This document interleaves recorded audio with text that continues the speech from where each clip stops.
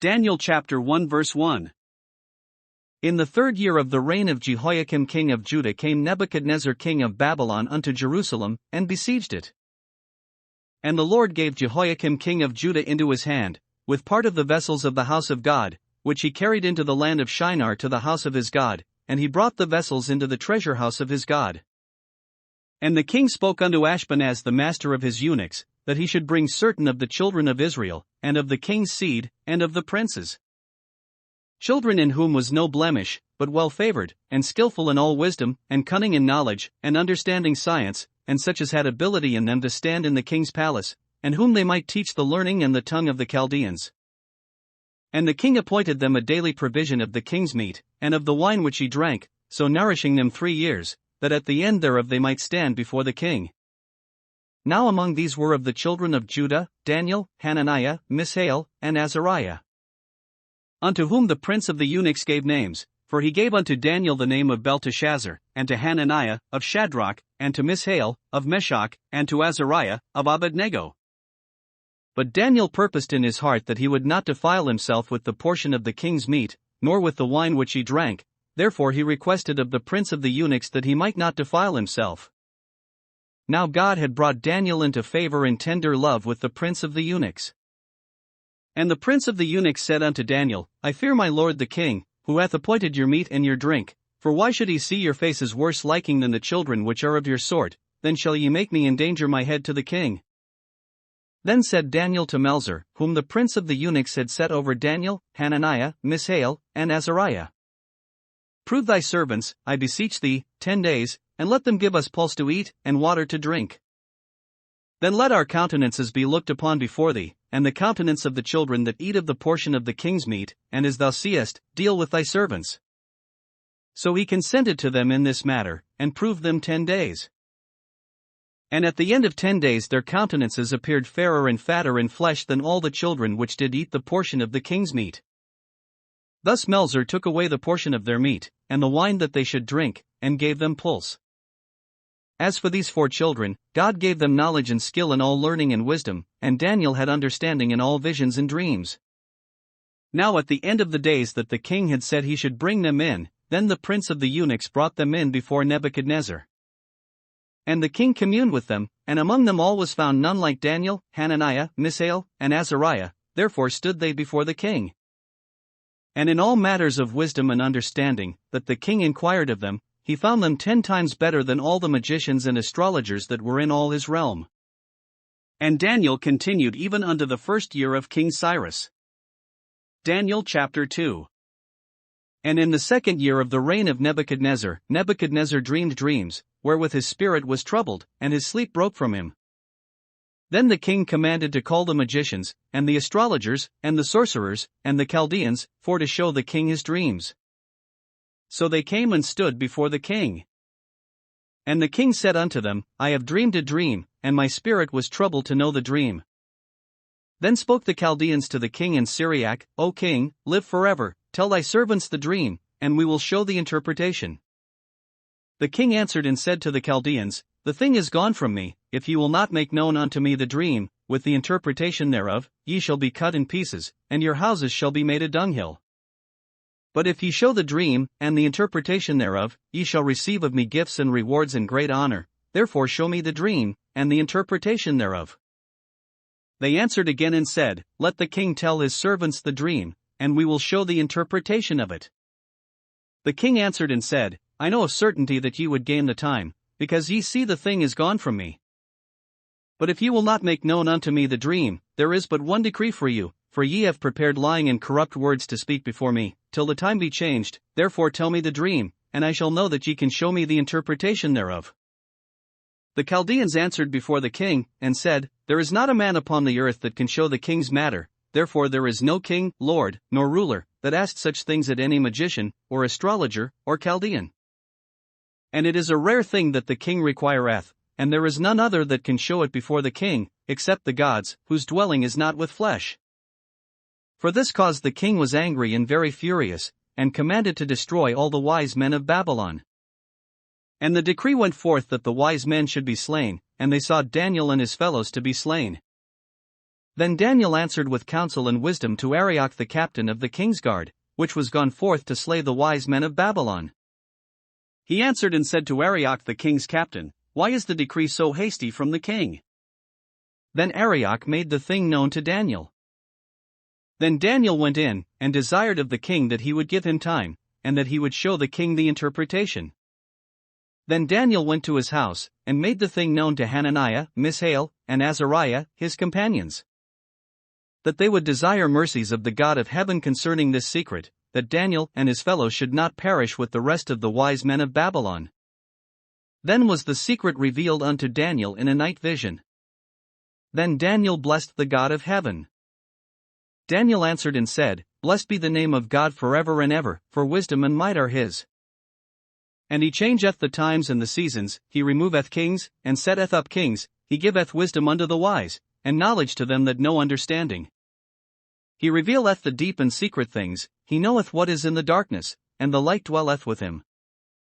I thank thee, and praise thee, O thou God of my fathers, who hast given me wisdom and might, and hast made known unto me now what we desired of thee, for thou hast now made known unto us the king's matter.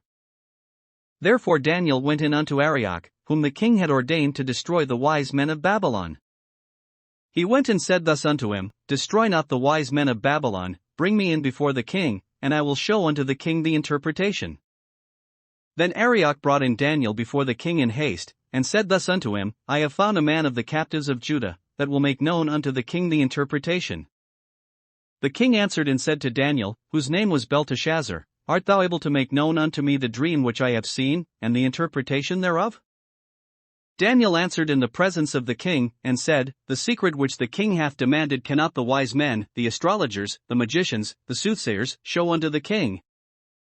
But there is a God in heaven that revealeth secrets, and maketh known to the king Nebuchadnezzar what shall be in the latter days. Thy dream, and the visions of thy head upon thy bed, are these. As for thee, O king, thy thoughts came into thy mind upon thy bed, what should come to pass hereafter, and he that revealeth secrets maketh known to thee what shall come to pass. But as for me, the secret is not revealed to me for any wisdom that I have more than any living, but for their sakes that shall make known the interpretation to the king, and that thou mightest know the thoughts of thy heart. Thou, O king, sawest, and behold a great image. This great image, whose brightness was excellent, stood before thee, and the form thereof was terrible. This image's head was of fine gold, his breast and his arms of silver, his belly and his thighs of brass, his legs of iron, his feet part of iron and part of clay. Thou sawest till that a stone was cut out without hands, which smote the image upon his feet that were of iron and clay, and broke them to pieces. Then was the iron, the clay, the brass, the silver, and the gold, broken to pieces together, and became like the chaff of the summer threshing floors, and the wind carried them away, that no place was found for them, and the stone that smote the image became a great mountain, and filled the whole earth. This is the dream, and we will tell the interpretation thereof before the king. Thou, O king, art a king of kings, for the God of heaven hath given thee a kingdom, power, and strength, and glory. And wheresoever the children of men dwell, the beasts of the field and the fowls of the heaven hath he given into thine hand, and hath made thee ruler over them all. Thou art this head of gold. And after thee shall arise another kingdom inferior to thee, and another third kingdom of brass, which shall bear rule over all the earth. And the fourth kingdom shall be strong as iron, forasmuch as iron breaketh in pieces and subdueth all things, and as iron that breaketh all these, shall it break in pieces and bruise. And whereas thou sawest the feet and toes, part of potter's clay, and part of iron, the kingdom shall be divided, but there shall be in it of the strength of the iron, forasmuch as thou sawest the iron mixed with miry clay. And as the toes of the feet were part of iron, and part of clay, so the kingdom shall be partly strong, and partly broken. And whereas thou sawest iron mixed with miry clay, they shall mingle themselves with the seed of men, but they shall not cleave one to another, even as iron is not mixed with clay. And in the days of these kings shall the God of heaven set up a kingdom, which shall never be destroyed, and the kingdom shall not be left to other people, but it shall break in pieces and consume all these kingdoms, and it shall stand forever. Forasmuch as thou sawest that the stone was cut out of the mountain without hands, and that it broke in pieces the iron, the brass, the clay, the silver, and the gold, the great God hath made known to the king what shall come to pass hereafter, and the dream is certain, and the interpretation thereof sure. Then the king Nebuchadnezzar fell upon his face, and worshipped Daniel, and commanded that they should offer an oblation and sweet odors unto him. The king answered unto Daniel, and said, Of a truth it is, that your God is a God of gods, and a Lord of kings, and a revealer of secrets, seeing thou couldest reveal this secret. Then the king made Daniel a great man, and gave him many great gifts, and made him ruler over the whole province of Babylon, and chief of the governors over all the wise men of Babylon. Then Daniel requested of the king, and he set Shadrach, Meshach, and Abednego over the affairs of the province of Babylon, but Daniel sat in the gate of the king. Daniel chapter 3. Nebuchadnezzar the king made an image of gold, whose height was 60 cubits, and the breadth thereof 6 cubits. He set it up in the plain of Dura, in the province of Babylon. Then Nebuchadnezzar the king sent to gather together the princes, the governors, and the captains, the judges, the treasurers, the counselors, the sheriffs, and all the rulers of the provinces, to come to the dedication of the image which Nebuchadnezzar the king had set up. Then the princes, the governors, and captains, the judges, the treasurers, the counselors, the sheriffs, and all the rulers of the provinces, were gathered together unto the dedication of the image that Nebuchadnezzar the king had set up, and they stood before the image that Nebuchadnezzar had set up. Then a herald cried aloud, To you it is commanded, O people, nations, and languages, that at what time ye hear the sound of the cornet, flute, harp, sackbut, psaltery, dulcimer, and all kinds of music, ye fall down and worship the golden image that Nebuchadnezzar the king hath set up. And whoso falleth not down and worshippeth shall the same hour be cast into the midst of a burning fiery furnace. Therefore at that time, when all the people heard the sound of the cornet, flute, harp, sackbut, psaltery, and all kinds of music, all the people, the nations, and the languages, fell down and worshipped the golden image that Nebuchadnezzar the king had set up. Wherefore at that time certain Chaldeans came near, and accused the Jews. They spoke and said to the king Nebuchadnezzar, O king, live forever. Thou, O king, hast made a decree, that every man that shall hear the sound of the cornet, flute, harp, sackbut, psaltery, and dulcimer, and all kinds of music, shall fall down and worship the golden image. And whoso falleth not down and worshippeth, that he should be cast into the midst of a burning fiery furnace. There are certain Jews whom thou hast set over the affairs of the province of Babylon, Shadrach, Meshach, and Abednego. These men, O king, have not regarded thee, they serve not thy gods, nor worship the golden image which thou hast set up. Then Nebuchadnezzar in his rage and fury commanded to bring Shadrach, Meshach, and Abednego. Then they brought these men before the king. Nebuchadnezzar spoke and said unto them, Is it true, O Shadrach, Meshach, and Abednego, do not ye serve my gods, nor worship the golden image which I have set up? Now if ye be ready that at what time ye hear the sound of the cornet, flute, harp, sackbut, psaltery, and dulcimer, and all kinds of music, ye fall down and worship the image which I have made, well, but if ye worship not, ye shall be cast the same hour into the midst of a burning fiery furnace. And who is that God that shall deliver you out of my hands? Shadrach, Meshach, and Abednego answered and said to the king, O Nebuchadnezzar, we are not careful to answer thee in this matter.